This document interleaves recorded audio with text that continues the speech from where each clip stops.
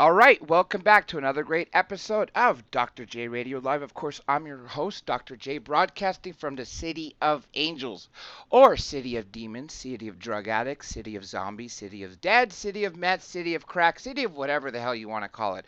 I'm always open for it, of course. Just you tell me. Now, as you know, throughout my history, I have spoken to a ton of federal agents. I've had CIA. I've had the NSA whistleblower. I'm not Snowden, the real NSA whistleblower prior to Snowden. I had, what else did I have?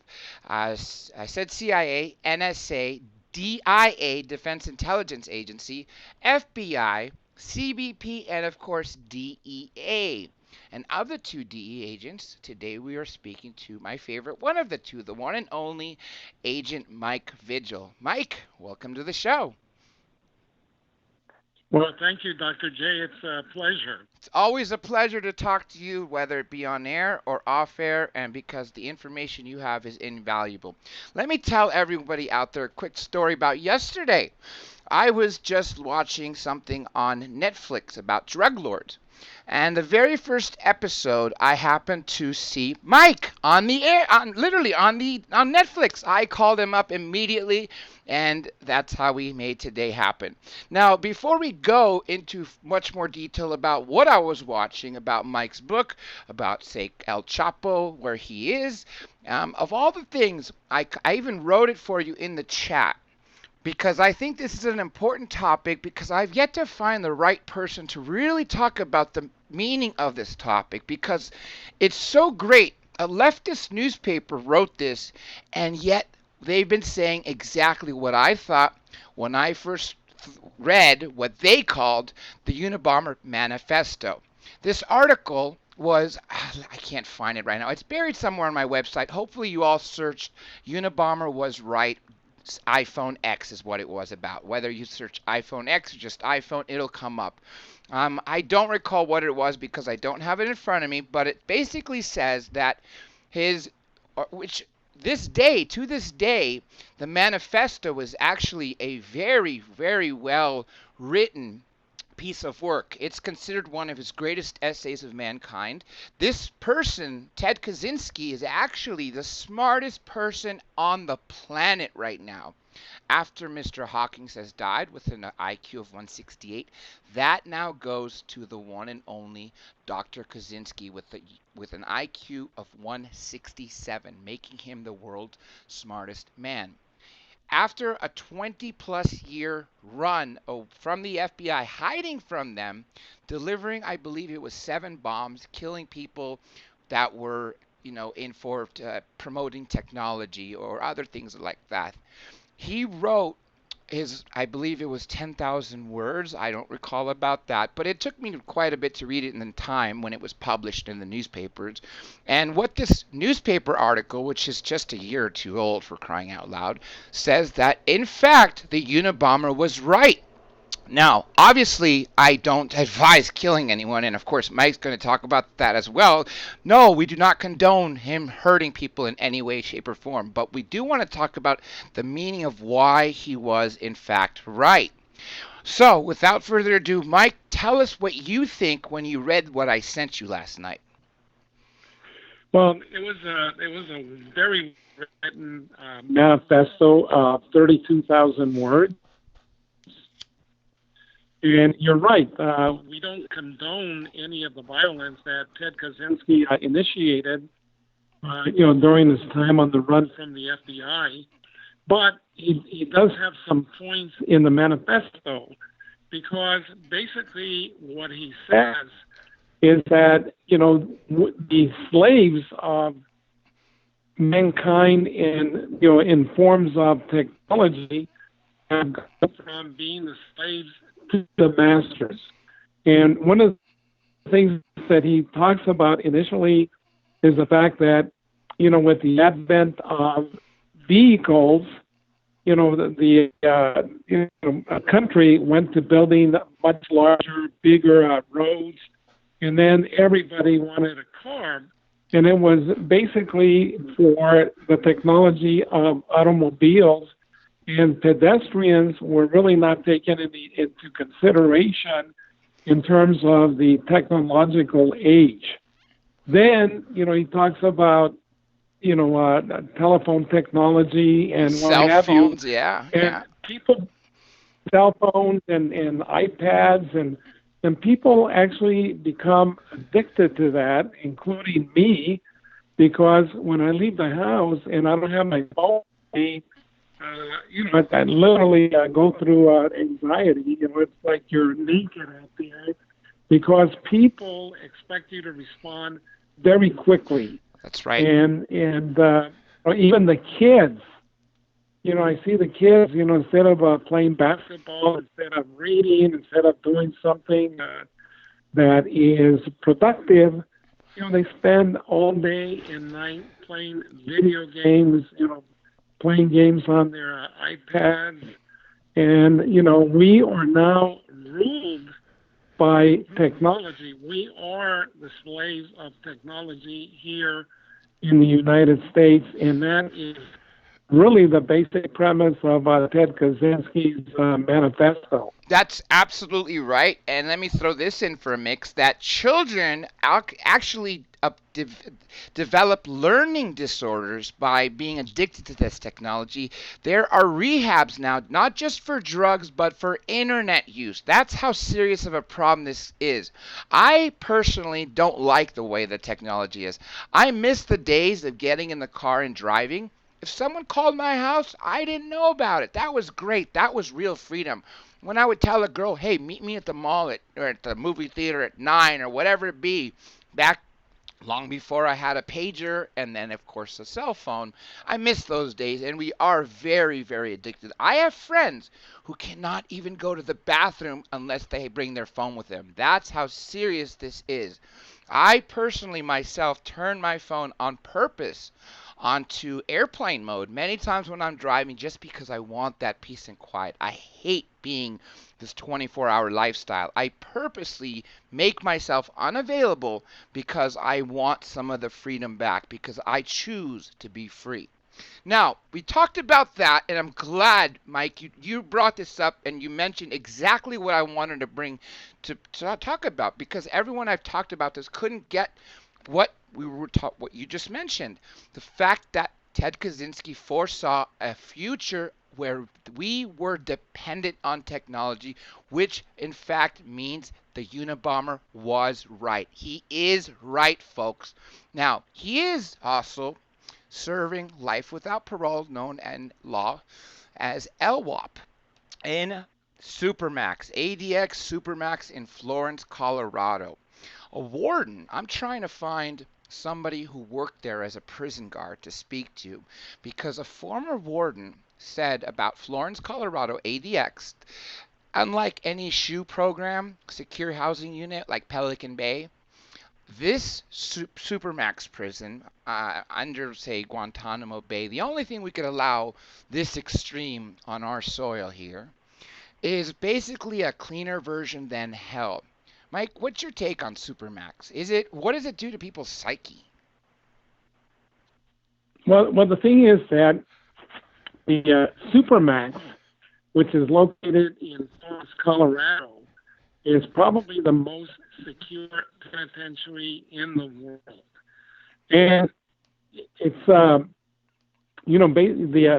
prisoners are basically held, in an environment with almost complete sensory deprivation, because they have no access to other prisoners. The guards don't speak to them. The cells, Dr. J, are 7 by 12, and all of the furniture is made of concrete so that they can commit crime. The toilet, in the top of the toilet, is a drinking fountain. They're a single unit. And they have a tiny little window where they can look out, but it's so tiny, and the purpose of that is that they can't orient themselves as to exactly where they're at in the penitentiary to eat. They're allowed 1 hour outside their cell every day to either take a shower or to go exercise. But no one has escaped from the Superman, and I don't think that anyone will ever escape from there. You know, they have Ted Kaczynski, they have Chapo Guzman, and Remember that movie Breach about Robert yes. Hansen? I've interviewed that FBI agent who dealt with him. What's his name? Is it Eric? I could tell you right now if I look into my phone. Regardless of what his name was, the Robert Hansen himself is also confined there, along with I believe, one of the founders of the Aryan Brotherhood. Is that right? That's correct. And they also have the one of the Boston bombers is also in there. So they send the worst of the worst to the SuperMax in Florence, Colorado. And for the most part, you know, most of those guys are serving a life sentence, but literally allowed, without parole, right? Everyone's there without parole. I don't think anyone's there on a time that they're going to come out. Yes, and the thing, no, and the thing is that the only luxury that they have is a tiny little black and white television where, you know, for the most part they watch religious television programs, but it is not a place where any human being would want to go to, because a lot of the individuals that go there, Dr. J, develop psychoses. You know, they just literally go insane. You know what? Also, I wanted to bring up is I'm glad you mentioned that people do go insane, especially being in that solitary confinement. And you did mention some of the prisoners there. Well, I'm going to mention another prisoner in a second, but I found, because I tried to write Ted Kaczynski, he is only allowed one phone call a month for 10 minutes. And in order for me to get, say, a 30-minute interview or an hour interview with him, I would need to make sure that I'm the person he calls for that month as opposed to his family, which he does. He does have internet access. Can you believe that? He actually gets to send and receive emails that are obviously read by the officials first. And they're usually to say, he's trying to get, say, a real publication to interview him. Penthouse magazine offered, he doesn't think that's to his standard. He wants something like Associated Press. Well, you know, it would be a very interesting story. And quite frankly, I think that it would be good simply because it would give profilers a very good understanding of the psychological profile of Kaczynski, which would allow law enforcement to pick up on, you know, a lot of cues that, you know, people like Kaczynski manifest, you know, as they, you know, progress from sanity to insanity. You know, there's three ways to contact a prisoner there. You can find out you have to find out their inmate number. There's no way around that. Whether you send an email or a regular mail, there's a third option for attorneys, and that's called special mail, which means that before the prison goes through that mail, they have to be in presence of the inmate. Being in law, I myself wrote him a special mail letter. Now, I never got a response, but I'm not going to stop because I do think it'd be interesting to hear him say what life is like living in this solitary confinement, because I believe he's 74, maybe even older. He doesn't have much time, and especially something like this that will take your sanity from you. I don't think there's much time, but it would be interesting just to hear that. And like you also said, profiling. I heard he also is very happy to help federal officials, FBI, even also the, what's the firearms bureau? ATF, that's right. Alcohol, tobacco, firearms. He helps them also profile other bombers. Well, that's true. And the thing is that, you know, he's provided information on the way that he would create bombs, send them to individuals in a package, and then it would have a tripwire. So when they tore the wrapping of the package, the bomb would go off. So he was a very accomplished bomb maker. I just got a super chat from Cold Warrior. Cold Warrior, thank you. Let me read this comment here. Florence is designed to make prisoners crazy and suffer more. It might be one of those fates worse than death. What do you think about that, Mike? Oh, I agree. Between you and I, Dr. J, I would rather that they, condemn me To death. to Yeah. I'd take death over that any day. than I have to serve any time in a prison like that, where you're just sitting there, just slowly decaying psychologically. And to me, I agree, it is a fate worse than death. Now, here is an inmate that's condemned there. I don't know if he's arrived yet, and I'm hoping we could talk a bit about him. And even his son now is apparently in some trouble, and they couldn't even nail him. The one and only El Chapo Joaquin Guzman. He's also sentenced to life without parole in ADX SuperMax in Florence, Colorado. Is he there yet?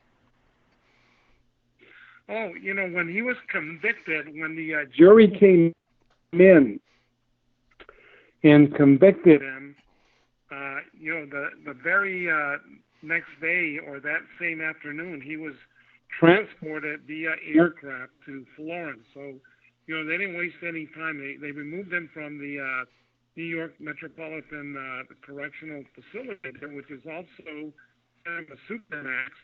But they didn't want to take any chances, so they moved him very quickly to ADX. Wasn't that also where Epstein committed? Well, I don't know if he committed suicide or was murdered. Maybe we can have your thoughts on that. But weren't they jailed at the same center in New York? That's correct. Chapo Guzman was actually in a cell very close to Jeffrey Epstein. Wow, I didn't know that they were close. Yeah, they were close. Not next, the cell next to him, but they were pretty close. But I don't know. I can only surmise. I don't think that Epstein, would take his life. That would be killed. I think he took his life because he had been arrested before and he didn't attempt suicide. So I strongly suspect that this time, he knew that, he was going to go to jail for a long time, if not for the jig was up this time. Yeah, and he decided that, I'm not going to go to jail. It's time to end all of this. Now, with El Chapo, I just heard that the army, the federales, and the Mexican army went to arrest El Chapo's son. The Sinaloa cartel, in fact, started a war with the federales and the Mexican army to the point that they released him. What do you think about that? Oh, that was. Let me explain it to you this way. Number one, it was a fiasco in terms of the operation because they went into the heartland of Sinaloa. Obviously, the Sinaloa cartel, which to me is the most powerful cartel in Mexico, reigns supreme there. They went in with a force of 30, and they had, no other forces to watch their flank or air support, like a Chinook helicopter with 50 caliber machine guns. So they went in there, in a very poorly planned operation. Secondly, Dr. J, it was a fiasco in terms of communication because Alfonso Durazo, the Minister of Security for Mexico, that afternoon when they did the operation, came out and he said that the operation had not been planned, that the force of Army and the Federal Police, the National Guard as they call them, happened to be passing by and 4 individuals started shooting at him from the house. Well, that doesn't even make sense because, four cartel members are not going to take on a force of 30 soldiers and Federal Police because it would be suicide. And then the thing when they released Ovidio, the son of Chapo Guzman, that was another fiasco in that it gave Mexico an enormous black eye because it sent a very strong signal to the other cartels that if we capture one of your members and you generate a lot of violence, we'll turn him loose. And this is something that is really horrific in Mexico right now because the current president, Lopez Obrador, has adapted a strategy called abrazos y no balazos, which means hugs and no gunshots.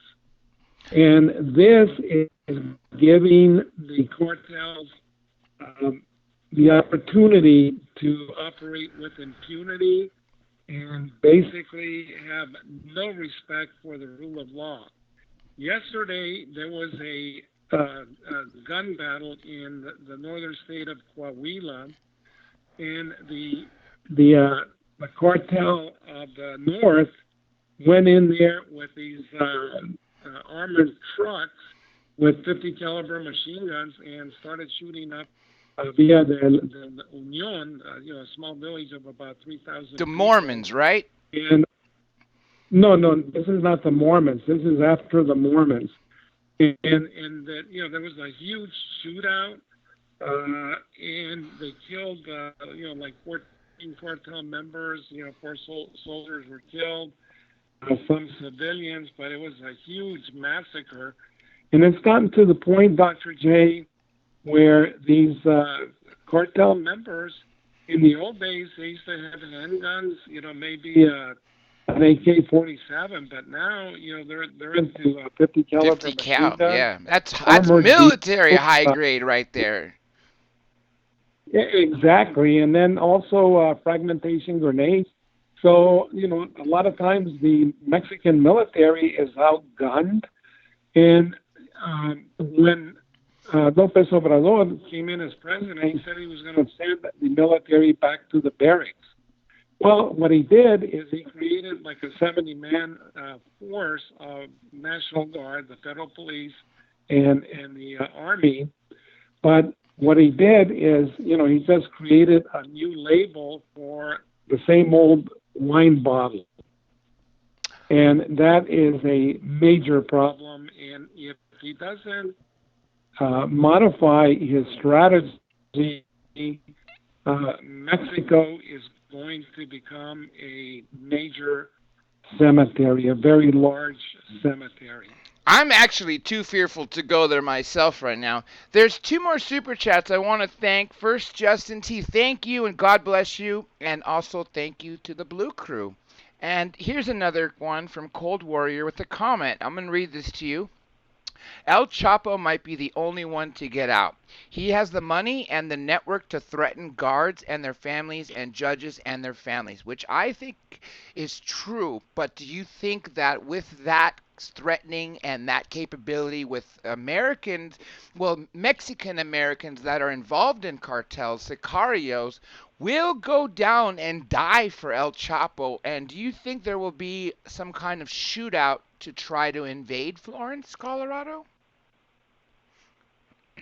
No, I don't believe that Chapo Guzman is going to be able to escape from a SuperMax. He was able to engineer 3 escapes in Mexico, from a secure SuperMax penitentiary.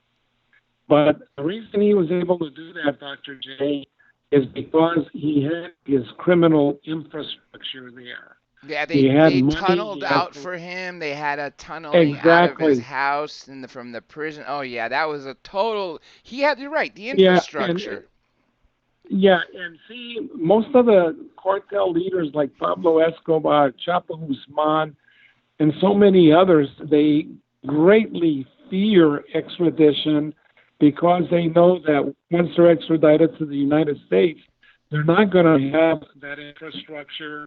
They're not going to be able to bribe. They're not going to be able to coerce.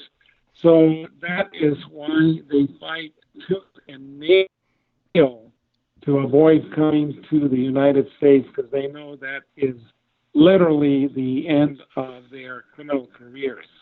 Now, this is also Let why me let me Pablo tell. Escobar was killed because he didn't want to get to the United States prison system. No, well, they formed an organization called Los Extraditables, the extraditables, and Pablo Escobar and the Medellin cartel went to war against the Colombian government to get them to do away with extradition. And they paid money. They intimidated a lot of the judges, a lot of the members of the Congress there. They paid the M19, which was a subversive organization that operated in Colombia at that time, to attack the Minister of Justice in Bogota, and I happened to be there. And they went in to destroy records of people that could possibly be extradited to the United States. So they went in there. They killed half the justices. The Colombian president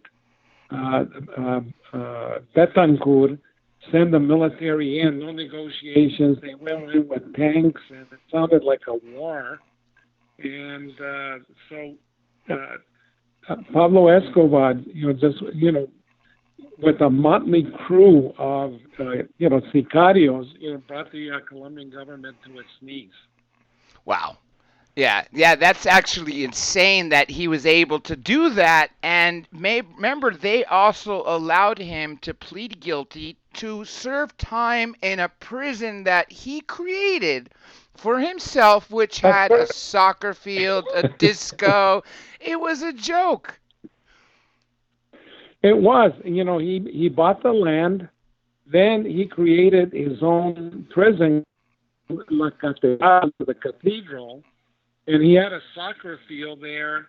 He had nightclubs, he had pool tables, he had alcohol. They would bring in women to spend time with his crew. And he also paid the guards of that penitentiary. And then, the switch to electrify the security wire was in Pablo Escobar's living quarters. So he would turn it on and off at night and in the morning. Wow. That just blows me away that he was able to sit so pretty. But he tortured somebody, which essentially was his undoing, right? That's correct. He was there. He started to get very paranoid. So he brought in two associates of his, the Moncado and the Galeano family members, and he felt that they were stealing money from him, so he had them killed, and then he had his sicarios build a bonfire and burn the bodies, and then whatever remained, just bury them right there in the soccer field. Jeez, wow, that just blows my mind. And how many years from his time that he escaped that was he able to go stay on the run until he was finally found, which also we know now that the DEA was also in the air at the time that he was killed. Well, we had listening device on a single engine aircraft that was picking up his radio signals, but Pablo Escobar knew that there was a chance that his signals could be intercepted if he stayed on the line for more than 5 minutes, so he would always hang up before 5 minutes came about. The Colombian National Police, Captain Martinez, had a somewhat of a rustic direction finding equipment, and he's going through this neighborhood that had tract housing and picking up a lot of false signals because there's no water there. But as he's going down the street, he's on the passenger side, and he looks up and he sees Pablo Escobar looking out the window, and later we found out that he was talking to his son, Juan Pablo. And so, they immediately recognized him. A huge force of Colombian National Police went in there and they killed his bodyguard as they entered the house, El Limon. Pablo Escobar on the second floor. He jumped out the window. He started shooting back at the window, thinking that there's people there, but there were a lot of Colombian National Police officers on the ground. So when he started shooting, they returned fire, and the bullet that killed him went in through his ear and penetrated his brain. That's what I heard too. That actually blew my mind away too. Now, some people think that might have been a suicide. I don't think that was. I think he was firing and he just returned No, or no, no, because he wouldn't commit suicide because he knew that he had intimidated the Colombian government so many times before. And had he given himself up, there's a possibility that he would have been able to do that. But he decided that he was just going to shoot it out. And, he had this mindset that he was a bandit, that he was a bandit. And, that, he would kill at gunfire, just like James Cagney in these old gangster movies. I saw a picture of him in front of the White House. How does that happen? Well, that's before there were any arrest warrants for him. He came to Washington D.C. with his son, Juan Pablo, was 8 or 10 years old. So he takes a picture right at the gate of the White House, and it's just amazing. But this guy, the term narco terrorist was actually coined after Pablo Escobar for, the amount of murders and the things that he did. It was just absolutely amazing. Let me ask you this. Have you ever seen the Catherine Bigelow, Matthew Heineman movie called Cartel Land? I think I have. What blew me away, it started this group called the Auto Defensas, and this group was meant to fight because the leader of this group, Juan Mireles, I don't know the rest of his name, but just Mireles, Dr. Mireles. Yeah, I know what you're talking about. Yeah. He was a medical doctor. That's right. And his neighbors were, decapitated, and his family was next. So he had a meeting with the town elders and essentially started the group, the Auto Defensas, and the first group they started attacking was the Los Templarios, the Knights Templar cartel. Apparently, the story was that the first cartel, what was the first one that broke up? The Los Zetas. That got so large it broke up into two, the Knights Templar, and I don't know what the other one was. But essentially, the beginning of the movie is where it ends off, because what it shows in the beginning is people in Mexico cooking meth. And then it ends with that same scene, and what you find out is Dr. Morales' right-hand man actually broke off and started his own cartel, the Los Viagras. And he also supplied drugs and weapons to the Auto Defenses, which by then were also a cartel. So you go to start a war with the cartels and you become a cartel. And if that wasn't bad enough, at the very end you find out that one of the people that's actually speaking English says that somehow everything has gotten corrupted. And he says us cooks have to stay on the low because we are the cops. We are the federales. And he goes that this corruption will never stop.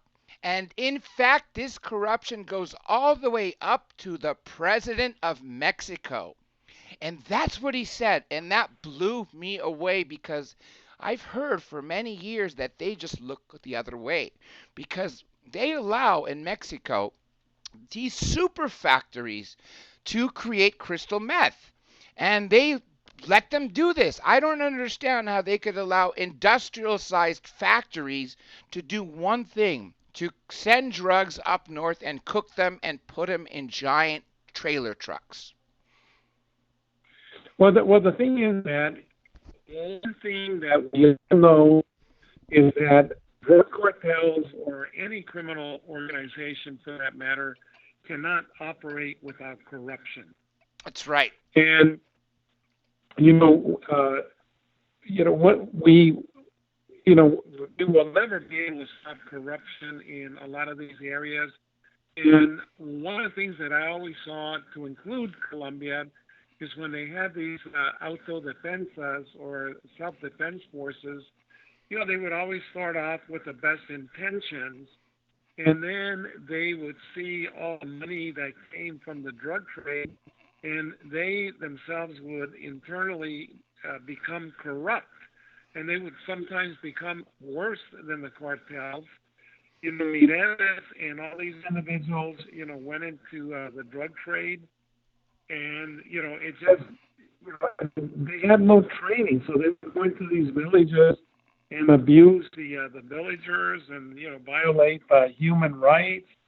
So defense forces have never worked, and many times the cartels will go in there and corrupt them and give them money, and all of a sudden they end up working for the cartels.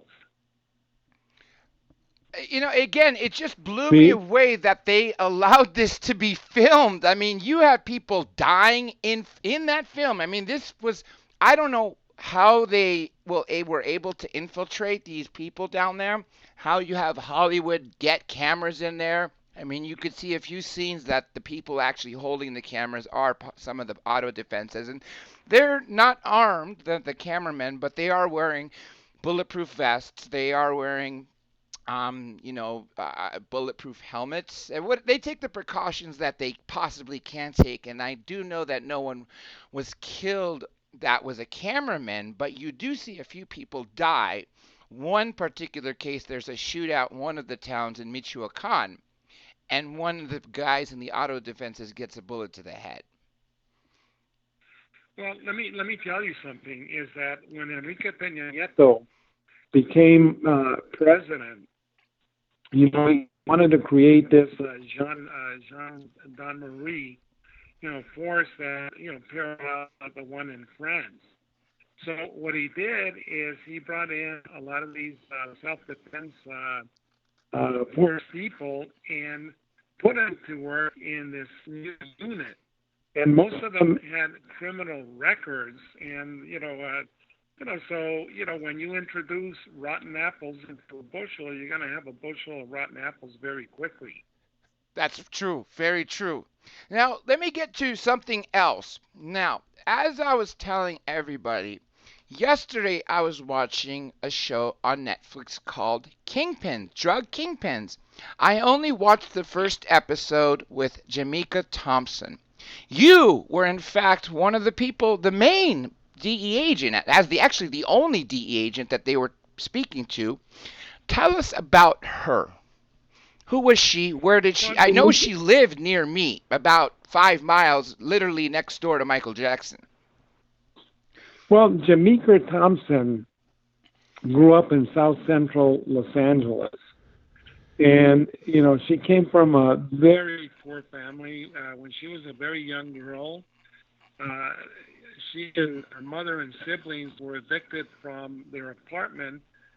And the landlord, went in and took their clothes and just threw them out in the front yard. And I think that's where Jamaica decided that, she was never going to be poor again. As a teenager, in high school, she was a track runner with the possibility of making. Talk about wasted talent. But she met an individual by the name of Anthony Daff Mosley, who was a drug trafficker. He was a notorious gambler, and they hooked up. Mosley dealt marijuana. That's all he dealt. Mm-hmm. Well, Jamaica wanted more money than what the profits of marijuana brought in, So she starts dealing cocaine. She starts to start dealing cocaine, and she's selling 2 to 3 kilos every week. And then it's her clientele, her base, just starts to grow, and she becomes one of the cocaine kingpins in Los Angeles. Later, they murder her husband Mosley at a car wash, and later she hooks up with an individual by the name of Cheese Bratton. His name was Percy Bratton, and she starts to provide him with kilos of cocaine. She starts a love affair with him, and he eventually gets caught with a few kilos of cocaine. And being the stand-up guy he is, he immediately got meeker, and that's how she was indicted. She went on the run, and later she decided to come back to her son's sixth grade graduation in Los Angeles, where DEA and other agencies were waiting for her there. She was arrested and served time in prison. When she came out, she found religion, and she started the Second Chance Ministry, which she administers to even today. I met her in person. I went to Los Angeles because they were doing a episode on her for the African American television station, and so I think she's changed her life around. Yeah, I was gonna ask you, did she roll? No. Wow. So she served her full time? Yeah, she served her full time and got out, and she was in prison. She found religion, and she would actually administer to a lot of the female prison inmates. And she knew that that's what she wanted to pursue as a career, and that's when she got out and started her ministry.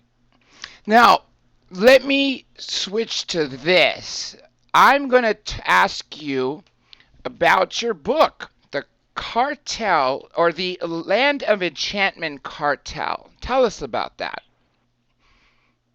Well, it's my fourth book, and actually, as a matter of fact, I just sent it to the publishers today. But it starts out here in New Mexico, where a faction of the Zetas comes in to the state. The Zetas, that's insane. Yeah, that they can basically use New Mexico as a transshipment point for the Midwest and then for the East. But the book starts off with a double homicide in northern New Mexico. A couple is beheaded, dismembered, and they find a medallion with 19 stars, a map of Mexico, and a big Z on it in the dirt. The state police don't know what it means, but they call DEA. He knows that it's a medallion worn by Zeta members. So from there, it goes into Peru with the Sendero Luminoso, or the Shining Path Guerrillas, in an undercover capacity to negotiate for tons of cocaine. Later, the main protagonist goes to Paraguay to deal with Hezbollah, who are laundering money in that area for Hezbollah operatives so that they can buy weapons. So it's a very rapid turn. It covers not only transnational organized crime, drug trafficking cartels, but also terrorist organizations. The book will probably be published at the latter part of December or early part of January, so I'll make sure that I send you a copy. Please do. I'm definitely interested in a cartel breakoff from Mexico, and here in the United States, that blows my mind away. Now, are they still active? Yeah, and They're still active. They're not as powerful as they once were because once they arrested Miguel Cadino, and then his brother who took over from him, Omar, it just kind of fragmented into, different little areas in Mexico, not as powerful as they once were. The only two really super cartels that Mexico has right now is the Sinaloa cartel and then the Jalisco New Generation cartel, headed up by Nemesio Ceguera Cervantes, who is, more deadly than 20 rattlesnakes. Jeez, wow. There's a question for you in the chat. This is from Lasha Senyak. Who benefits the most from the drug trade? Where is all the money going? Well, the money goes to the cartel members. It also goes to purchasing weapons. It also goes to bribing corrupt public officials for protection. So they make billions of money, but they also have to expend money. And then they also have to deal with logistics, buying aircraft, submarines, boats, things of that nature. So they have an outlay that is large, but it still allows them to make billions of dollars every year because, we're talking about, probably about a $60 billion industry here in the United States. We're the biggest consumer market in the world. Now, I'm sure well, okay, first of all, we have recreational marijuana in California and at least medical marijuana, if not recreational, at least 27 states right now. And Trump is going to probably in 2020 or 2022, before 2024, assuming he wins the election, which all indications are he will right now, because the left are just way too radical communists. And yet Joe Biden comes in and says, nah, he's not going to legalize marijuana at the federal level. Why would he say such a thing when he's a leftist socialist? Well, the thing is, with marijuana, there's a lot of debate going on right now because when I came on the job, Dr. J, back in the early 1970s, the active ingredient tetrahydrocannabinol, which is better known by its acronym THC, was only like maybe 1%. Yeah, now it's 30%. Yeah. Yeah, exactly. It's been genetically engineered, and you're absolutely right. It's about 30%. So there's a lot of debate going on right now. So who knows how this thing is going to fall?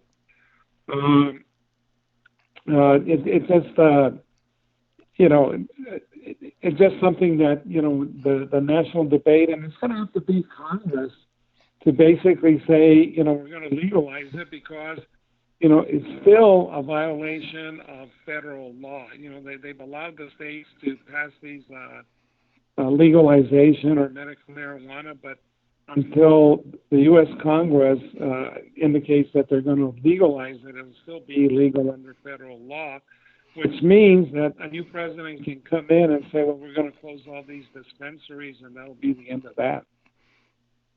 Now, what's your take? Because, you probably know that through my health, unfortunately, from a coma, from a serious car accident, that I've had to go through painkillers legitimately, and I still am a pain patient. But I saw literally that the streets were full of crack. I had never thought that heroin would be back in my lifetime. I mean, not back. I'd never seen it in my lifetime. I never saw that someone received pills for whatever it be, start to sell them, and then heroin make its way back to the streets. And now one of the biggest drugs and problems is something like fentanyl. How can this happen when it was here for legitimate use? Well, the big problem is that the opioid epidemic started with Purdue Pharma with the Sackler family And in 1996, they were able to get authorization to start marketing OxyContin, which is a powerful, synthetic opioid. And they had a very aggressive marketing. Which the only They thing indicate difference between OxyContin and Roxycodone, for instance, is that it's time release, and they lied about it by telling people that it's not addictive because it's time release, which is such BS. That is absolutely correct. Because of its time release properties, that the possibility of addiction was less than 1%. Well, that was not true. Yeah, right. It was 100%. They were the ones that started the. And the thing is this, Dr. J, is that heroin, when they started using OxyContin and other painkillers, they found that these pills were very, very expensive because, as you all know, pharmaceutical drugs are not cheap. I heard now an 80 milligram OxyContin pill, it sells on the street for about $400. Are you? Wow, people are spending that kind of money for one pill. It's expensive, and the thing is that the Mexican cartels, seeing that the people that were hooked on synthetic opioids or opioids, basically started to find that they wanted more heroin, because heroin, which is also an opioid, was a hell of a lot more cheaper. That's right. Stronger, more potent, but less half-life. Yeah, and the thing is that they started to fight in Mexico for controls of the opium poppy cultivation areas. But let me give you a statistic that will go off your ear. Okay. The United States, which has about 5% of the Earth's population, consumes about 85% of the opioids produced in the world. 85%. You're kidding me. Wow. And if you include Canada and some of the Western European countries, that number goes up to 95%, which means that the rest of the world only has access to 5% of the opioids produced in the world. Now, China produces 80% of all synthetic opioids, fentanyl, and then even a more powerful drug called carfentanil, which is an animal tranquilizer, and the equivalent, Dr. J, but now they've included all of it. But still, it's not going to have an impact, Dr. J, because there's 400,000 manufacturers and distributors of synthetic opioids in China, and the Chinese government only has, about 2,000 inspectors. There's no way that they can monitor, that number of, pharmaceutical companies and distributors that dot the entire country of China. Now, let me back up for a second, because, see, after I went through a windshield about a little over a decade ago, when I was in the hospital because they had a hard time finding initially a vein, what they did for me was they gave me a fentanyl pop called Actique. And these things were so strong, they're not counted in micrograms. They're actually in, I think it was not milligrams, but micrograms. And I believe the one they gave me was 1,600 or 1,700, but that was my only time I tried fentanyl. And then when I started hearing fentanyl on the streets, and it wasn't even American, and then this carfentanil that you mentioned, which is actually new to me, what form is this in? Because if the only form I knew of it was, in fact, in a lollipop, how are they taking it, and how are people mixing it up with heroin now? Well, the thing is that they're really not using a lot of carfentanil because it's deadly.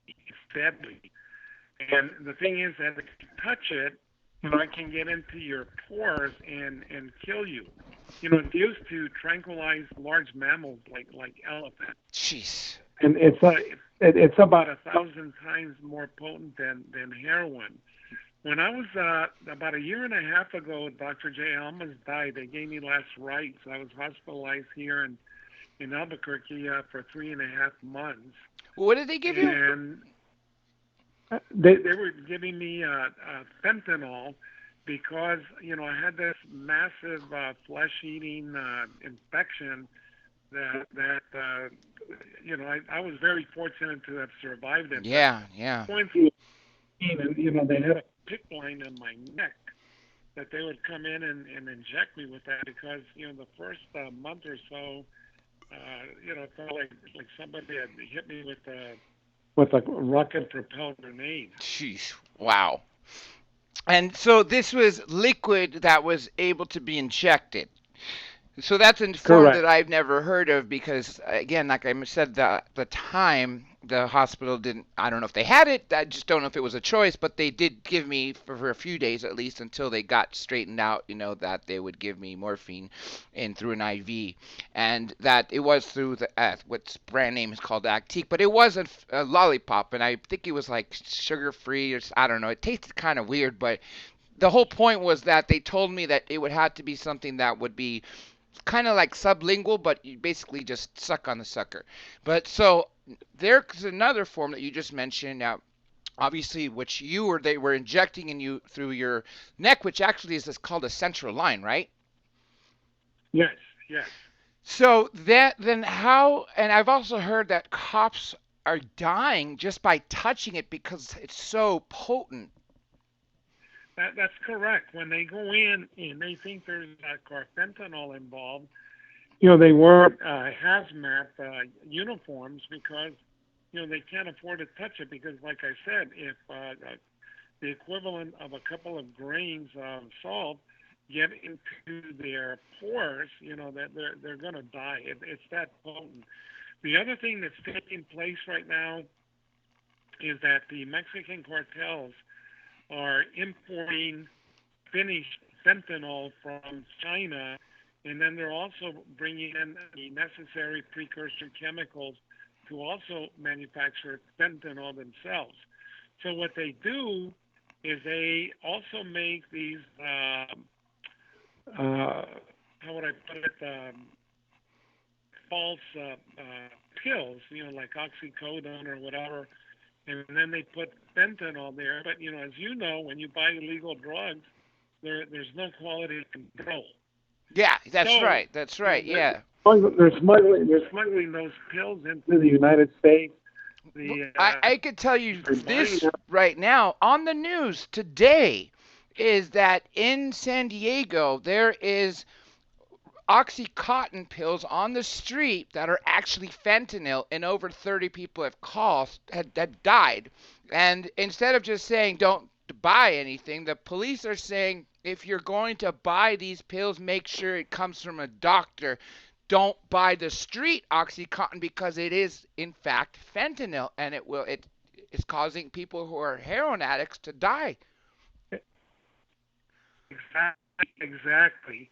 And it's just a horrible situation.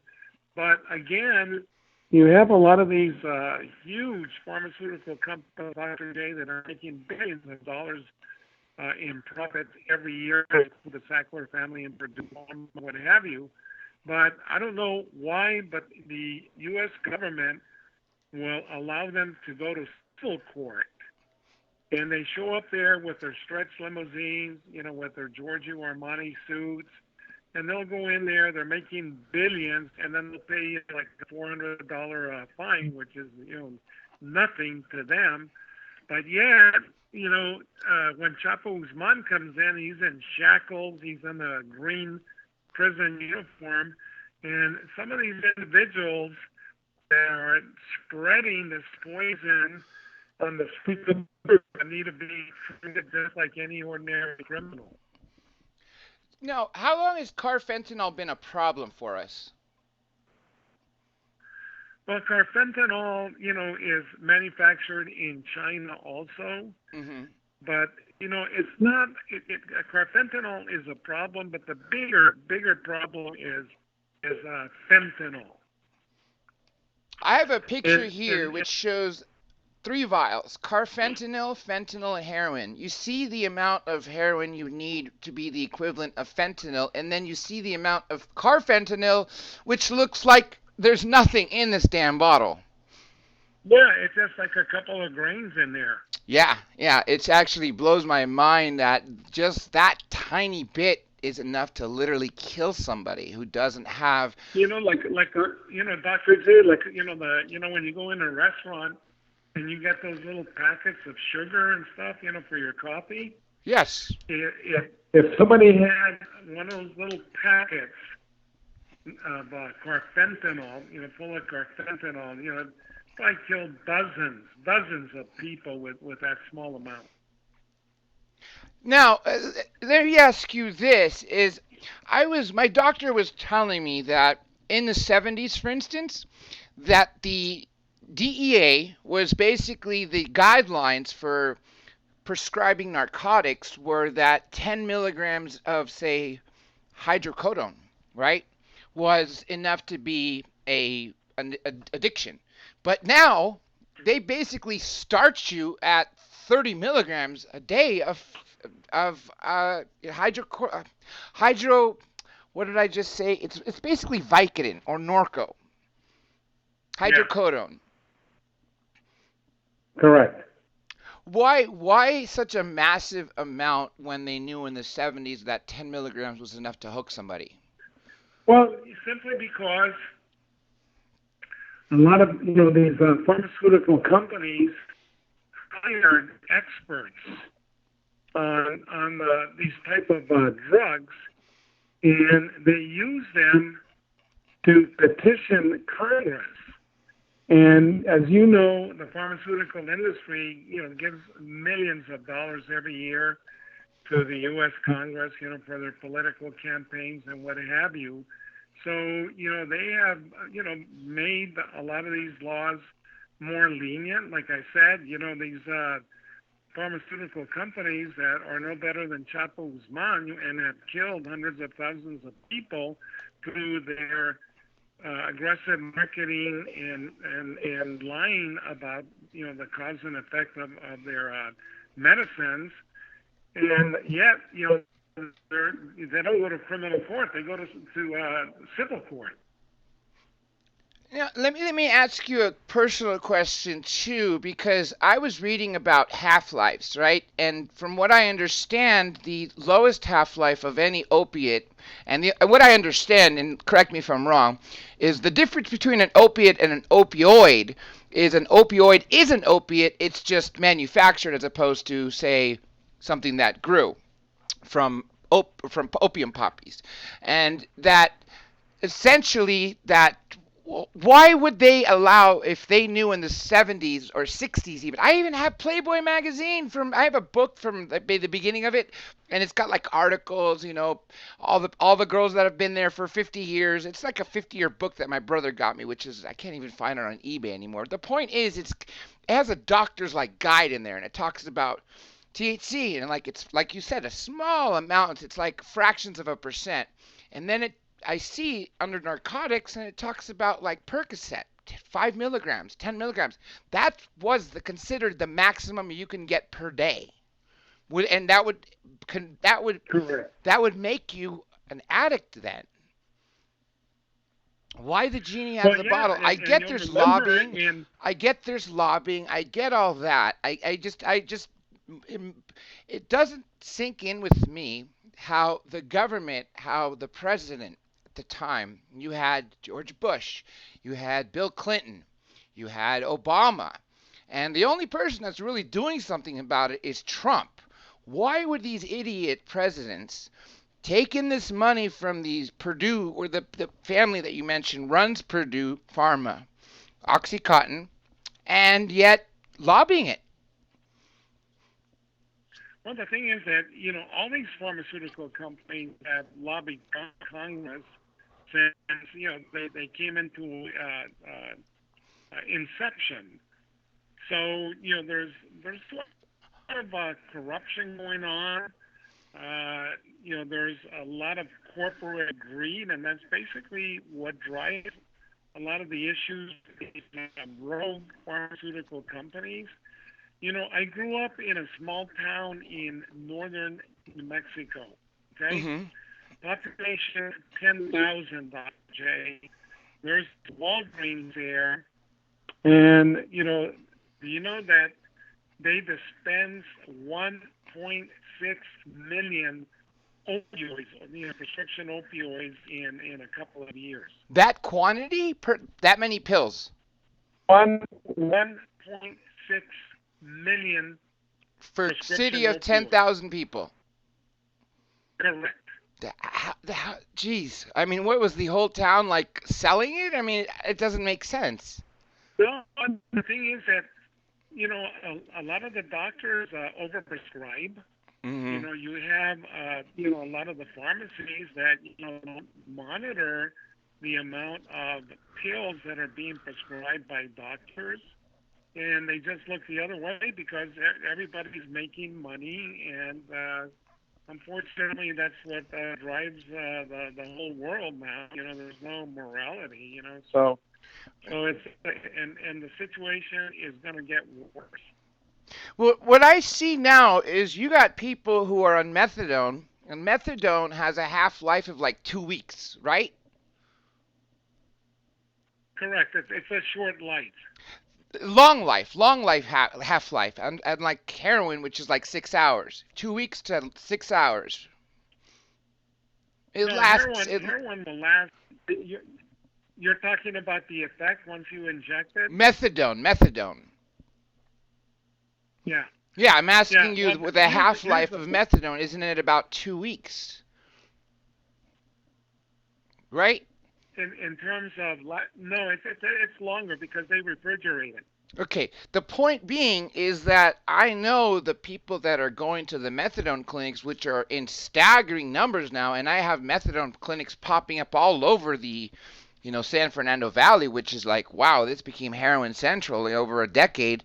And these people are lifers. It's going to be a generational issue until people like my age or 10 years younger than me die out, or say 40 years older than me even die out, because I knew that new people, say in their early 20s, the doctors won't prescribe them because that's the new law.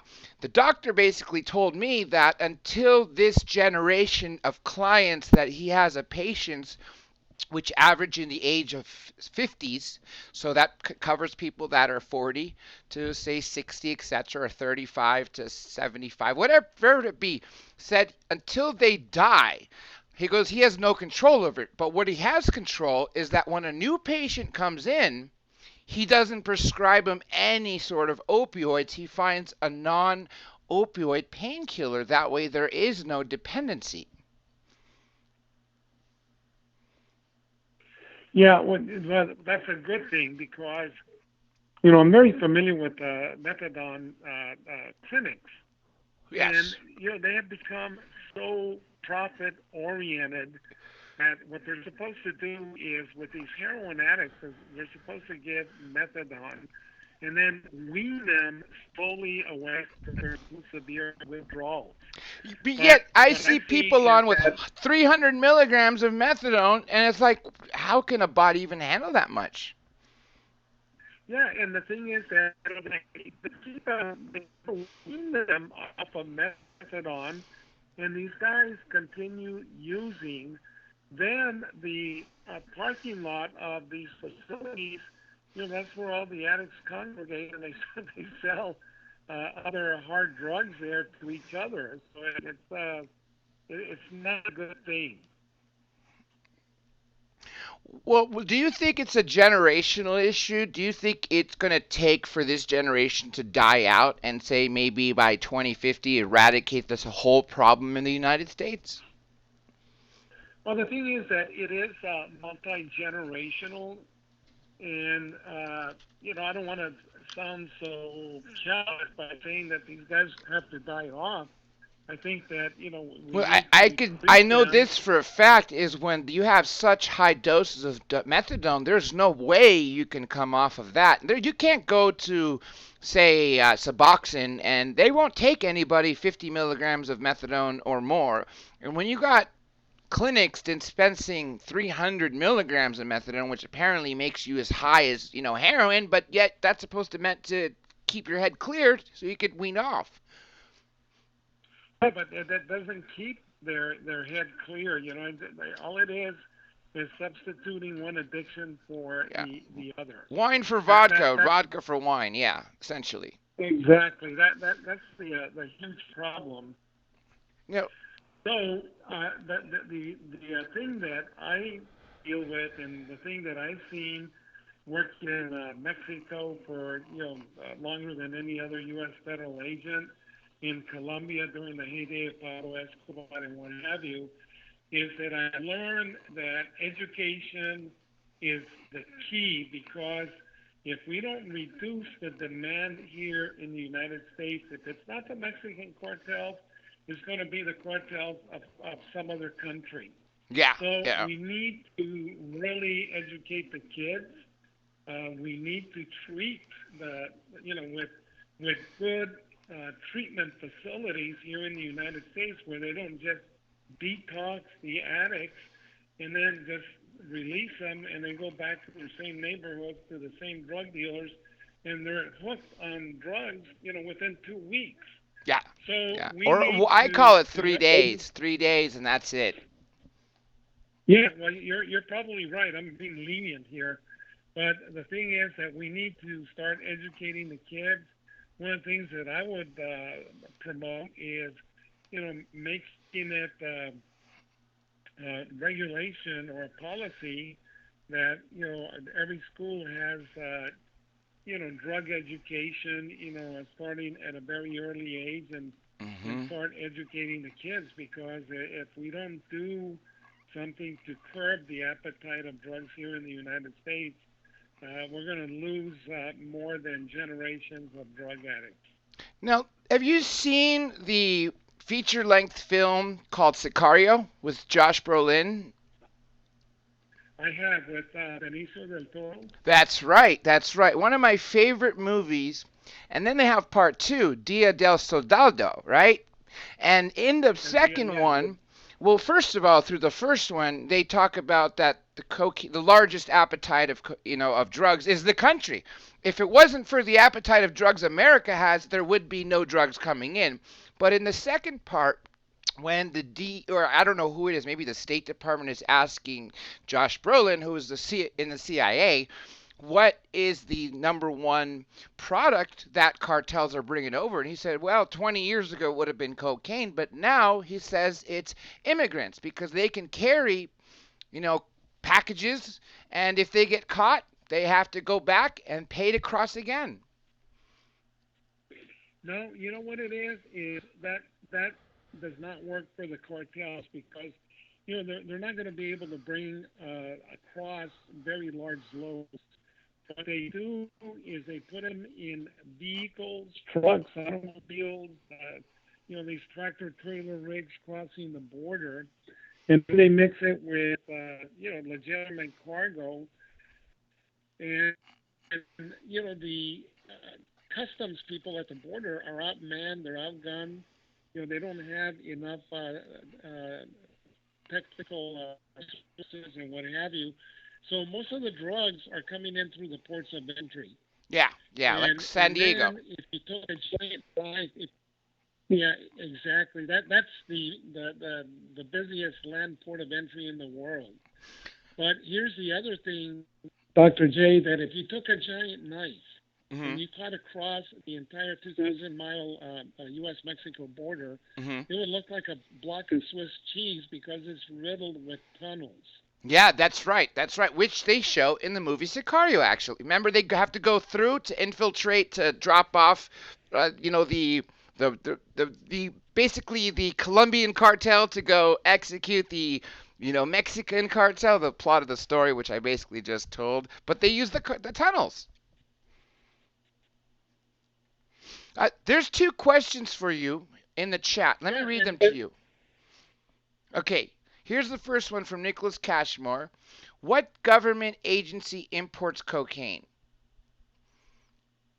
Because I heard CIA used to import. We have, Ricky, what's his name? Oh God, is it Highway Ricky Ross? yeah, Ricky Ross, yeah. Yeah, didn't the CIA import cocaine? I'll tell you a story. This is gonna blow you away, and yet you're not gonna be blown away because you've heard this story from other people before. I have a friend who unfortunately has had a stroke now, and I can't really interview him. But before I knew he was a Navy SEAL, and he never wanted to talk about it. And years of being friends, then he finally started to talk about his time as a SEAL, Navy SEAL in Vietnam.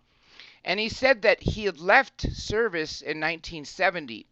And then he did two CIA jobs, private military individual jobs. And he said the same CIA officer who was telling him his SEAL team, which was SEAL Team 3, and he said there was only 3 at the time, and it was a ruse to call SEAL Team 6 because there was only 3.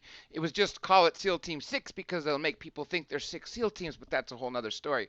And he said that the same CIA officer who was telling his SEAL team what to do in Cambodia, Laos, Vietnam, was the same CIA officer who told him what to do as the private military, as a private citizen.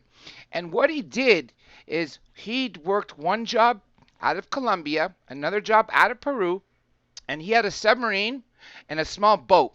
And he was guarding a giant freight ship full of cocaine, hundreds of millions of tons of cocaine.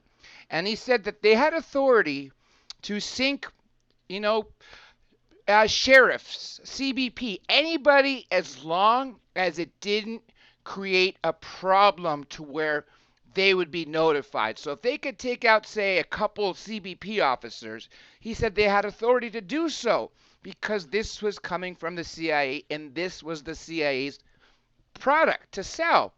And he said he did only 2. Unfortunately, there never came an encounter where they had to kill a fellow American because that would have been even sadder. But I was just blown away that he even told me that he was involved in this, let alone learning that, in fact, the agency was, in fact, involved in drugs. Well, the thing is that, we had a case that I recall. I don't recall the specifics, but where the CIA, transported, a couple of tons of cocaine, Colombian cocaine, but what they did is they brought it in from Venezuela Mm-hmm. to the United States, and DEA became aware of that. But CIA many times has done some really crazy things, that don't even make sense. But that's Did any of these CIA officers get caught smuggling? I don't know if any of them have gotten caught. I have not heard of any incident where they have been prosecuted. I think a lot of times, they have, an excuse. I can't see what the excuse would be to smuggle that amount of drugs into the United States, into the consumer market. Well, one of the reasons I'd heard was say it was to fund something like the Iran-Contras. That was one of the reasons Barry Seal was involved in bringing in drugs with the CIA letting him do so. And in fact, the DEA was involved and the Reagan White House under Oliver North, which in fact was also his undoing when Reagan showed a picture of him with Escobar. Well, the DEA was not involved. The DEA was involved in an undercover operation where Barry Seal flew an aircraft into a military base in Nicaragua. And the individual that met the plane was the aide to Tomas Borges, who was the interior minister at that time. Wow. And we had put a camera on the aircraft, and we filmed Pablo Escobar.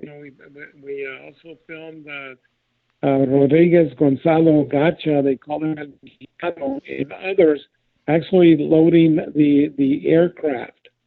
Later, Oliver North wanted to, say, oh, these guys, the Contras are involved in drug smuggling, what have you.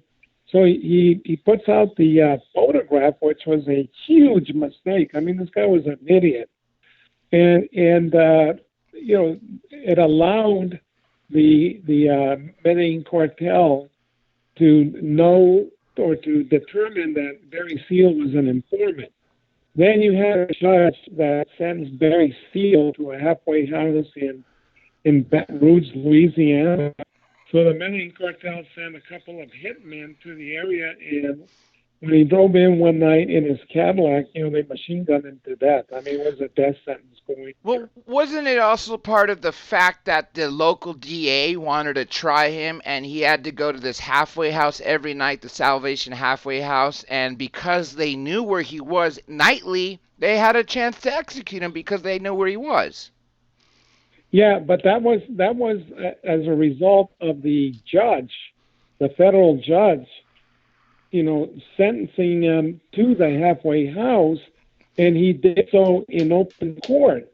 So the attorneys or people that were attending the trial knew exactly where he was going to be. And the judge literally, by sending him to the halfway house, set him up for assassination. Of course, which I would have hoped that his wife and children sued that judge or whoever the DA was, because that right there killed their father or husband. That was in the movie American Made with Tom Cruise. That's correct. A little bit Hollywood, but that's what it was about. It's a very sad story. When I, realized that was in fact a real case. Ironically, I had someone on here she's a flight attendant who talks about 9/11, and I don't know how Barry Seal fits into that story. She brought it up. I would have to hear the interview again. It's somewhere from a year and a half ago. People can find it here on YouTube. Unfortunately, it's demonetized, so I'll have to take it down because you can't talk about 9/11, unfortunately, on Google anymore. And so she mentions the link between Mena, Arkansas, and I don't know what it was, but maybe you know about that. About Mena, Arkansas? Barry Seal, Mena, and how that was involved with 9/11. No, I think Barry Seal was already dead by that time. Yeah, he was. About 20 or 15 years. He died in like 86, 87, and then you have 2001. Correct. Yeah. Correct. I don't know what the link was too, but back to the Colombian cartel, that was Pablo Escobar, Carlos Leder, and the Ochoa brothers, right? That's correct. Wow. Now, so is there a Colombian cartel now? Oh yeah. There's the one in Medellin that basically replaced the Medellin cartel is called Oficina de Envigado. And then there's other cartels, the North Valle cartel. There's paramilitary entities that have gone into the drug trade. Jeez. The FARC, or the Armed Revolutionary Forces of Colombia, when they disbanded and they signed a peace accord with the Colombian government, a lot of them went into the drug trade because they had already become a drug trafficking organization. In the past, they had, basically protected cultivation sites, clandestine airstrips, and then the light bulb went on, and they said, "Well, geez, we can make a hell of a lot more money by producing cocaine ourselves." So that's what they did, and they still continue to do so. Now, because this links into the Colombian cartel, I think it's proper to talk about the cocaine godmother, Griselda Blanco, who in fact died by the same way she invented a machine gun backseat of a motorcycle. She committed or sent her soldiers here in Miami to kill people that way. And upon her release back in Medellin, she herself was gunned down coming out of a butcher shop. Well, I'll tell you a funny story. I'll start out by saying that Griselda Blanco was literally one of the most psychopathic killers of any drug trafficking cartel. She worked for Pablo Escobar, the Medellin cartel, and she was cold-blooded. She had an assassin by the name of Jorge Rivi Ayala. That's right. He's still serving life without parole, and he's doing interviews like he did for Cocaine Cowboys, the documentaries, part 1 and 2.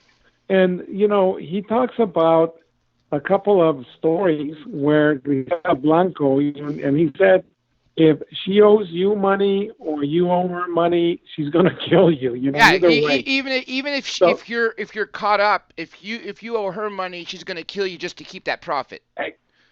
Exactly. So anyway, she sends Ayala and a couple of other assassins to a house in Miami to kill this couple that owed her money. So they go in, they assassinate the couple, and one of the assassins comes to Ayala and says, should we kill the kids? They're in their bedroom. And he said, no, we're not going to kill the kids. So they went back to report to Griselda, and she asked them, well, did you kill the kids? And they said, no, we didn't kill the kids. And she was furious, right? Furious that they hadn't killed the kids.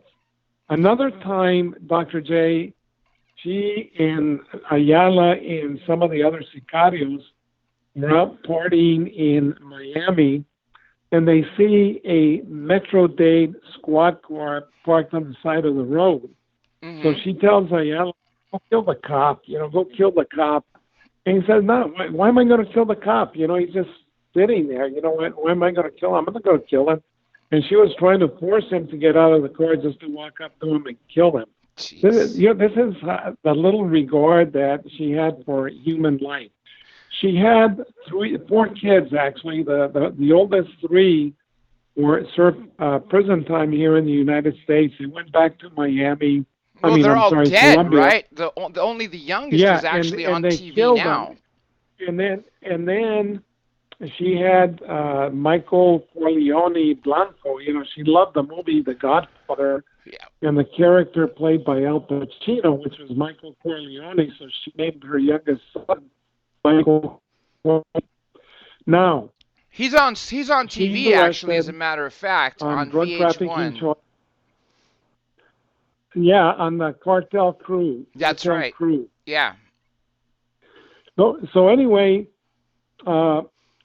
she goes to prison for a few years, and then they're going to charge her with 3 homicides, and she's going to probably be in there forever. But then Ayala, who is the primary state's witness, who's going to testify against her, starts having phone sex with a lot of the secretaries there at the courthouse. So that basically nullified his credibility. And Griselda gets off with a very short sentence. She's sent back to Colombia. Now, meantime,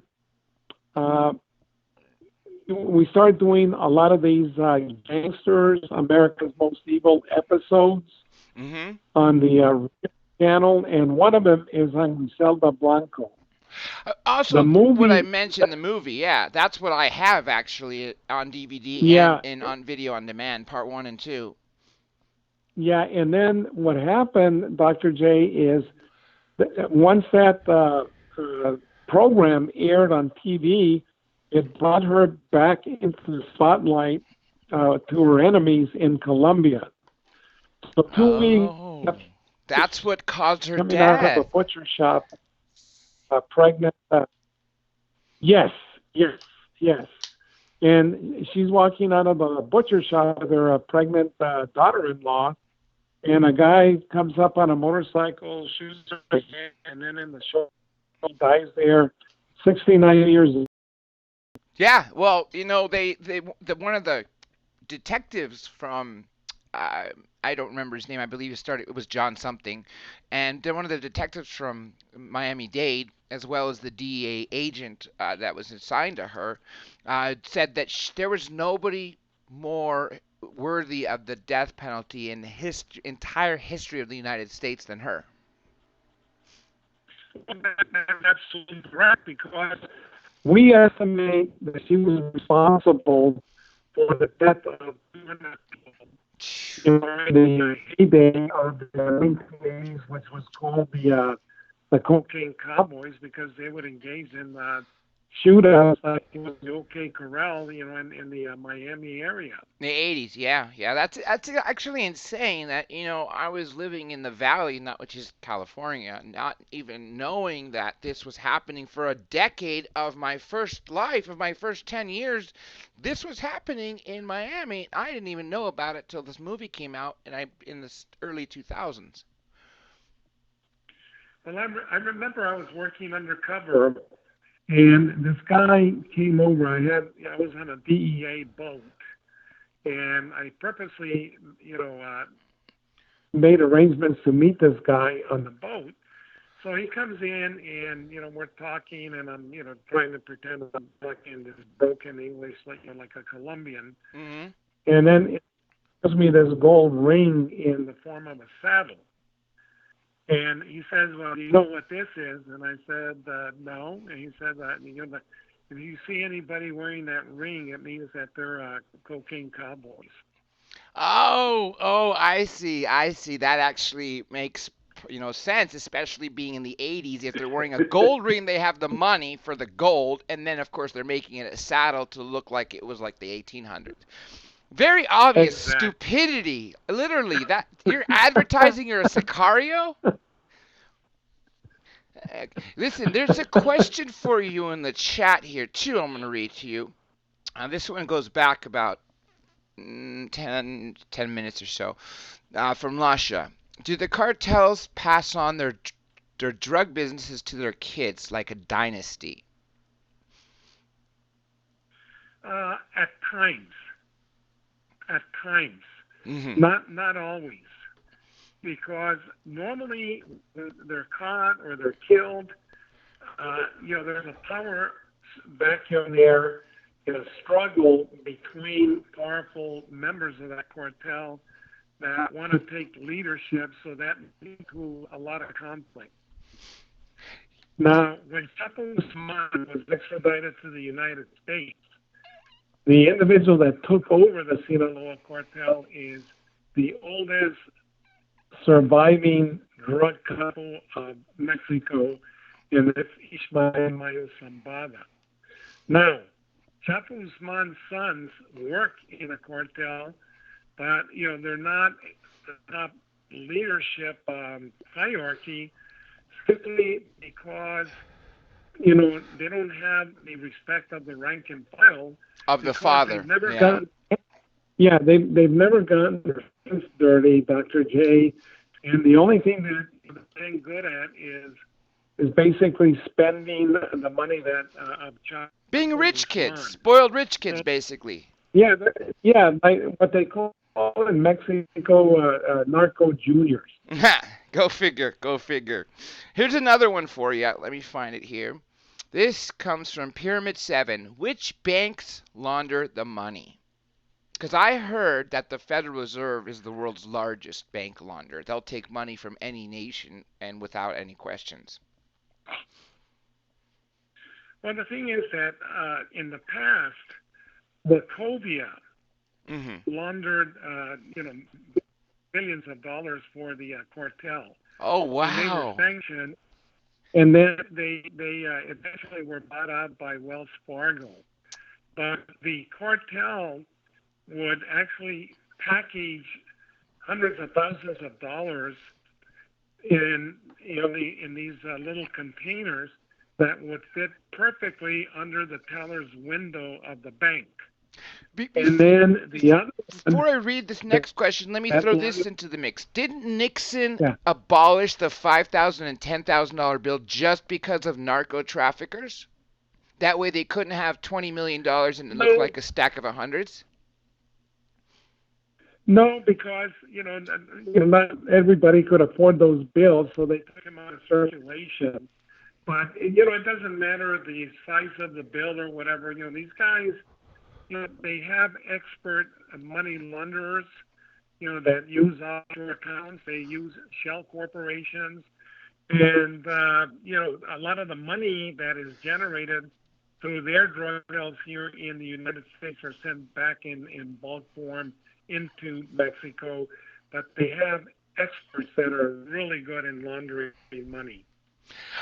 Here's one for you. Is it scary to be undercover? Was your life ever in danger? Of course, when I was working in Mexico, in Colombia, I engaged in a lot of shootouts. Mm-hmm. There was one. There was one in Caborca, Sonora, the stronghold of Rafael Caro Quintero, who was responsible for killing Kiki Camarena in 1985. And I went there, and one of the feds prematurely tried to, the trafficker was with there, and he puts his gun to his chest. Ooh. So the trafficker was a bail, and now he's got leverage. So he pushes the barrel back, the gun goes out, and it hits the Mexican Fed in the head, and this spray of dark red blood shoots up in the air. And then, in a nanosecond, he fires two shots at me from a distance of 3 feet, and I could hear the bullets whistle by my left ear. And there were two shots to just brought him down. What caliber was this kind of gun? Which one? The gun that was fired at you. It was a millimeter. Jeez, wow. It's a good thing. What would have happened if it hit your vest? Would it have gone through or just been very painful?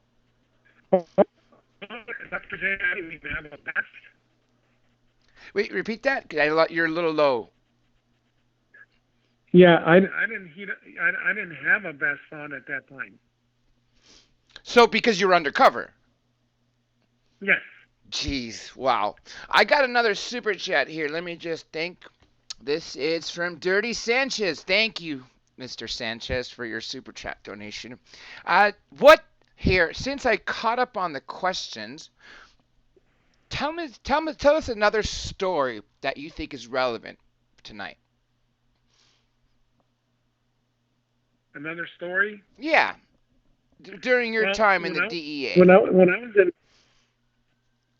When I was in Mexico, I ran a large multi-agency group where we used naval ships and airborne radar systems, both in the Eastern Pacific and also the Western Caribbean.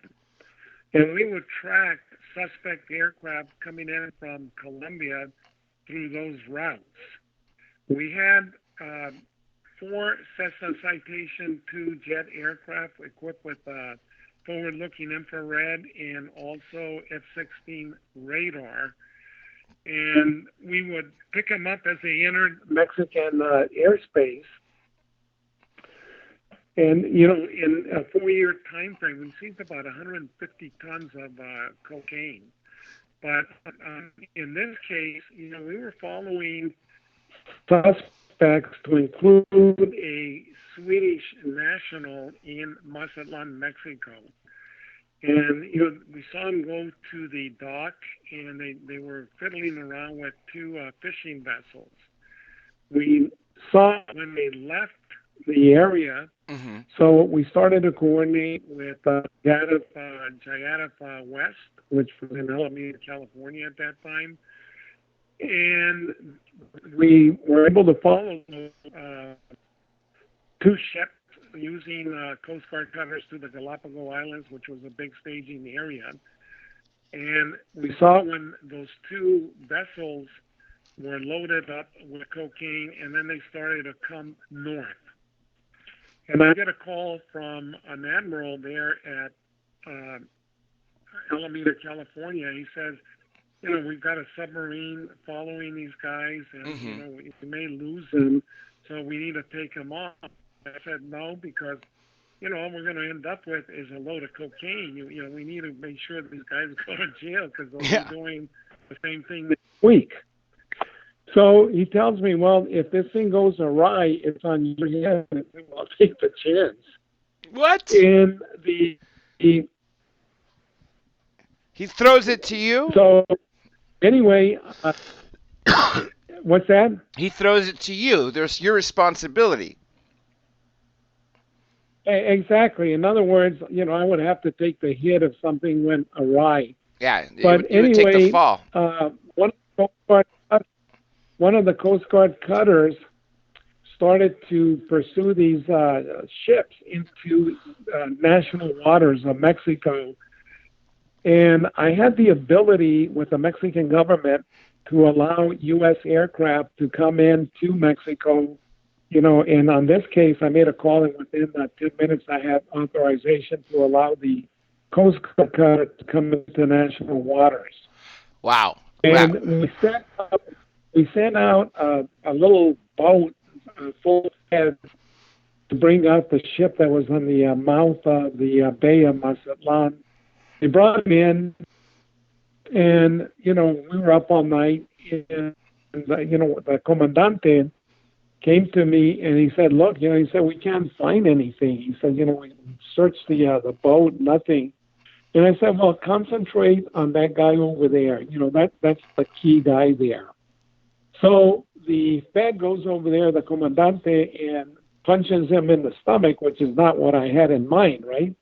But it worked, and the guy points to the hold, and they had huge, very heavy metal plates on the hold.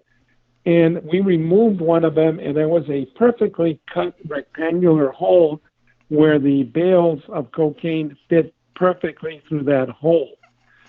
We seized that, and then we intercepted the other boat up by the Sea of Cortez, and we seized a little over 15 metric tons of cocaine on those two ships. There's a couple more questions for you if you want to take them before we go. Sure. Okay, let me see. Let me back up here. This is Josie Flores, and she asks, did they ever find out who dug the tunnels when El Chapo escaped? Yes. Chapo Guzman was the builder of tunnels. He was a tunnel rat. And he had tunnel experts, people with engineering skills. And to enhance their capability, he sent a group of these guys to Germany, to one of the most prestigious tunnel universities there, teaching them the latest techniques in tunnel building. So, we knew who they were. Next question for you, and I'm assuming I'm assuming this answer is going to be this person. Who is the most evil person you ever met? Did you meet Griselda? No, I would say probably Pablo Escobar. Wow, you met Pablo Escobar? Because in those days, Chapo Guzman was a much bigger drug trafficker than Pablo Escobar. But Pablo Escobar, if anybody, if you, for example, Dr. J, were in Medellin and you said, "Oh, I'm opposed to drug trafficking," and they got to Pablo Escobar, he would send somebody to kill you. I'll give you a little story. Myself and a lieutenant within the Colombian National Police went to Envigado, and they had a lot of little areas there where you could get a drink and listen to music. Mm-hmm. And we got a table, and about half an hour later, these two girls come over, and they say, "Oh, there's not enough space. Can we share your table?" So I said, "Sure, sit down." And, started talking, and I asked them, "Well, what is it that you do?" And they said, "Oh, we work at a place where we do hits for hire, in other words, assassination. And I said, well, oh my God. I said, well, what do you charge? And she says, well, if it's a regular citizen, we only charge $50. If it's a high-ranking government official, that figure could go up to about $200. That's how cheap life was in that country. Wow, that's pretty freaking sad. It is. No price should be any small or too large for life. Life is priceless, for God's sakes. It is, but over there, life had no value, and people were expendable, and Pablo Escobar had a group of sicarios that to them Escobar was like a god. So if he gave an order, they would carry it out. Like one of his more famous gunmen, a guy by the name of John Jairo Velasquez. They called him Popeye or Popeye there. He had a girlfriend, Mm-hmm. and beautiful girlfriend that he was in love with. And Pablo Escobar got suspicious, and he thought that she was snitching him off to the Colombian National Police. So he tells Popeye, you need a killer. So, he had no choice. He went over there, even though he was in love with her, and killed her there as she was going to meet him at a outside coffee house. Ha! Ha! What are the chances of that? Here's some more for you. First of all, let me thank Justin T. Thank you, Justin T. Cheers to the Blue Crew, and thank you, literally, you guys who have done super chats tonight, because you have officially monetized my channel because they demonetized it because it went too freaking low. So thank you all. Okay, couple more questions for you, Mike. Here, let me find him. Do they use drones to get drugs over the border? They have.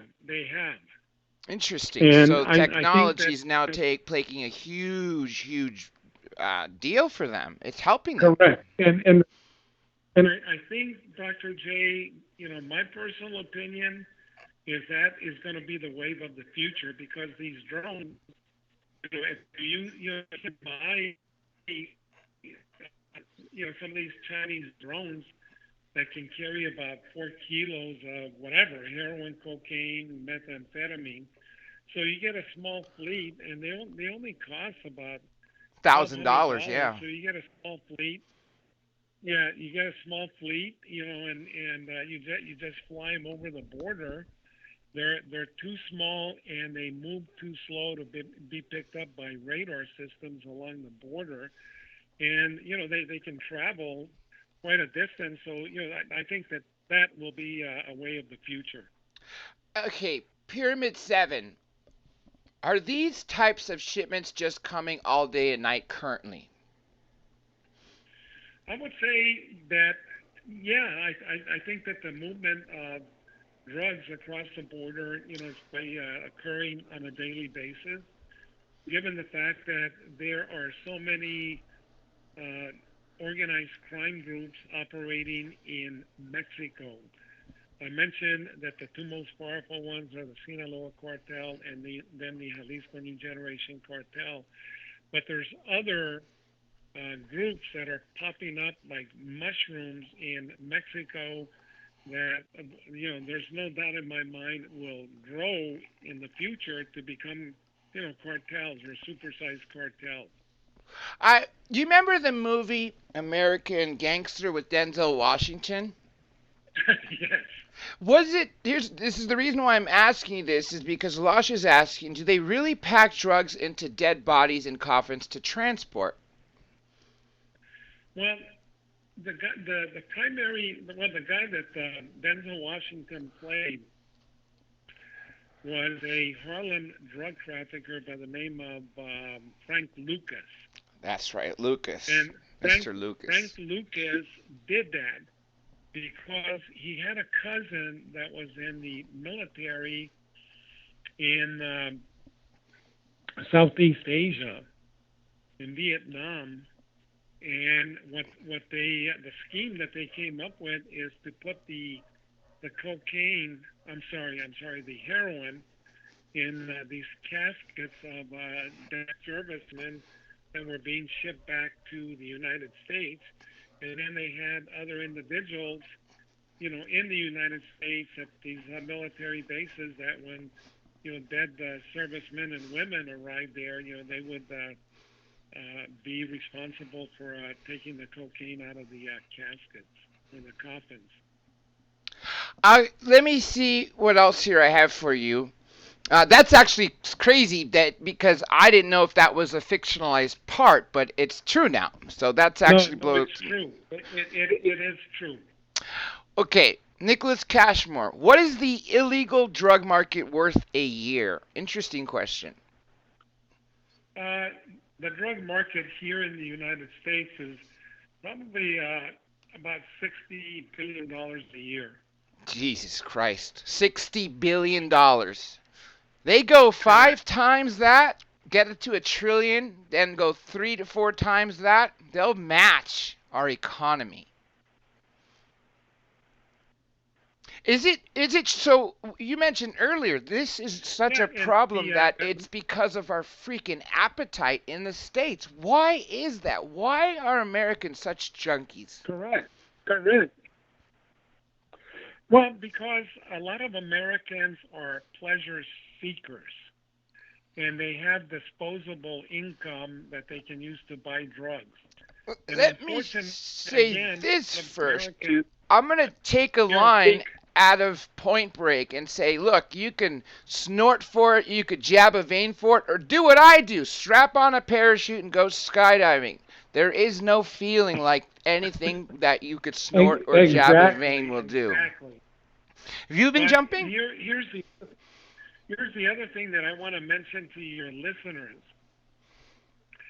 is that one of the reasons drug cartels, Dr. J, in Mexico have become so resilient that they've created a new business model.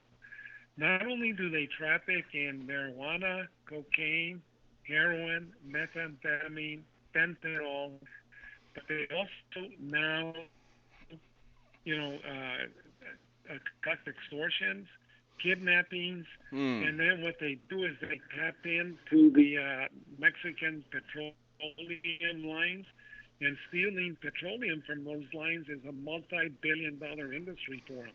Jesus Christ. Um, I love. Let me thank Mr. Sanchez, which is Rockstar, for the super chat, and again for, of course, keeping me alive. Let me say this to you. Is there any way to change this appetite to turn everyone into skydivers? Why?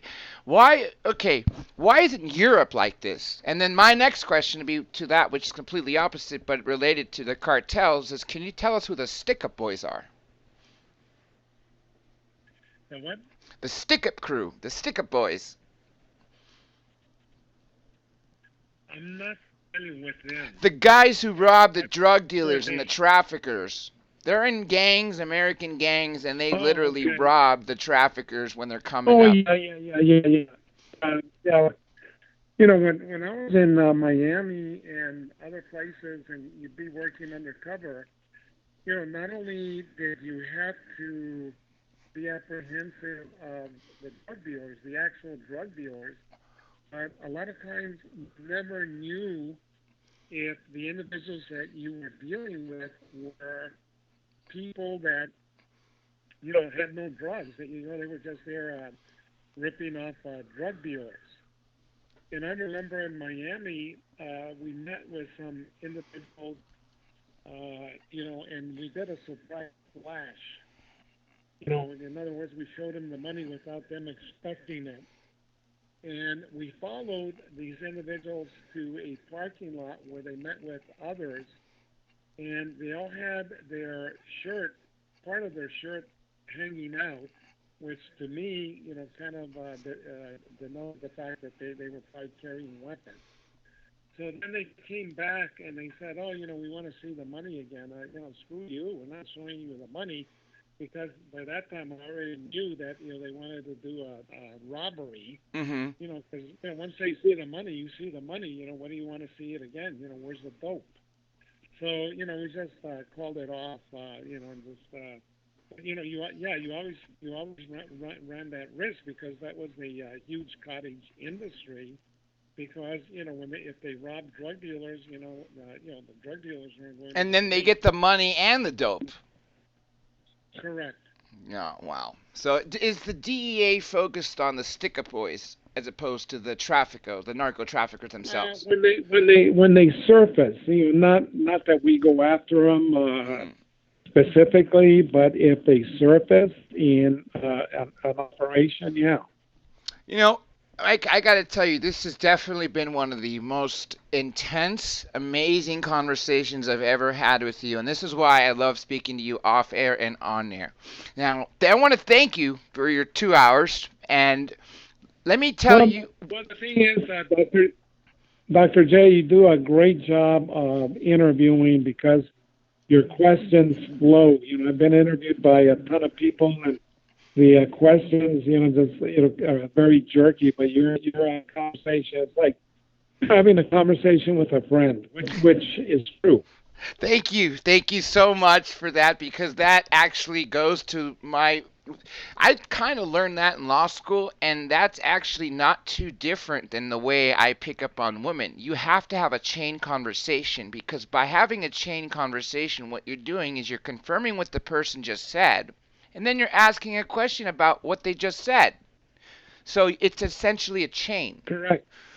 which I think is the Yeah. most So important way to do an interview as opposed to receiving 20 to 30 questions, which I worked with Art Bell, learned that it wasn't just him. Jimmy Church, George Norrie, every one of those people gets 20 to 30 questions. When someone sends me a book and it contains 20 to 30 questions, I don't look at them. I read the back of the book, I read a bio, and that's it.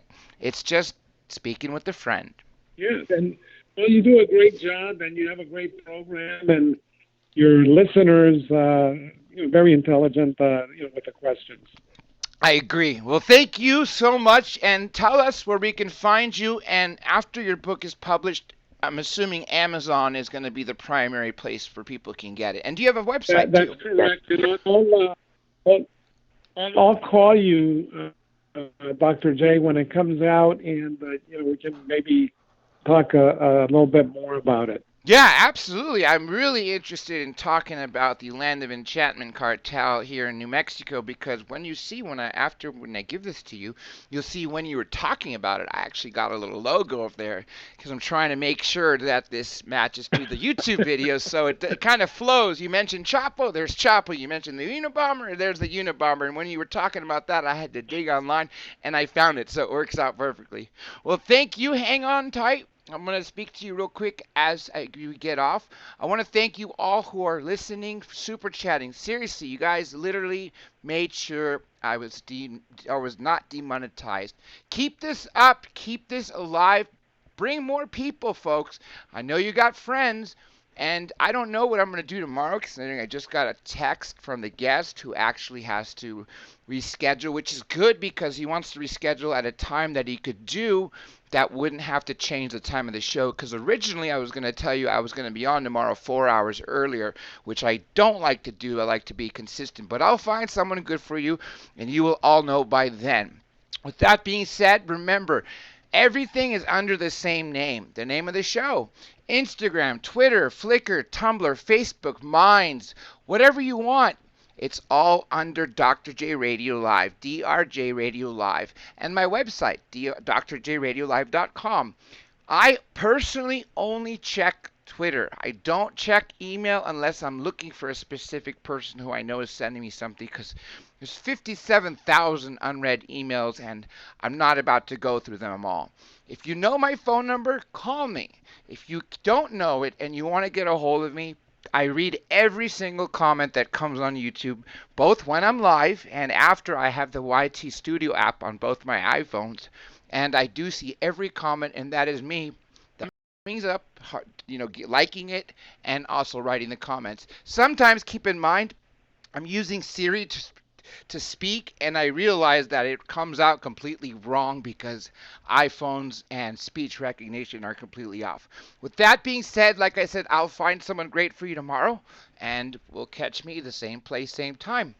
Be safe, be good to everybody, and please do not start these fatal addictions and keep them away from your kids.